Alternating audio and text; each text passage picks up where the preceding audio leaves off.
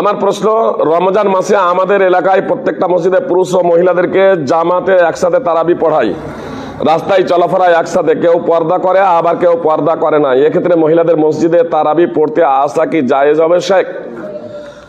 প্রথম নম্বর কথা হচ্ছে, মেয়েদের মসজিদে হোক বাড়িতে হোক, মেয়েদের মসজিদে নামাজ জায়েজ, মেয়েদের মসজিদে নামাজ জায়েজ। আর পর্দা তো এটা সদা সর্বদার জন্য। জি, অবশ্যই আমার মা বোনদেরকে বলবো, যারা মসজিদে যারা তারাবির যারা নামাজ পড়তে আসছেন ভাই, এমনি অবশ্যই আপনারা পর্দা করে আসবেন। শুধু এই মসজিদের তারাবির জন্য না, মানে সদা সর্বদা বাড়ির বাইরে গেলেই আপনারা পর্দা করে যাবেন।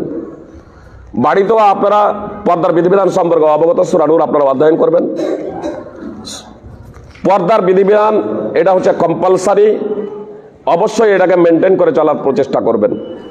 তবে অনেক সময় কেউ কেউ এই প্রশ্ন করে দেয় যে তারাবি পড়তে, মানে তারাবি পড়তে আসলে এদের ঝামেলা, কিন্তু জালসা জুলুসে গেলে কোনো ঝামেলা নেই।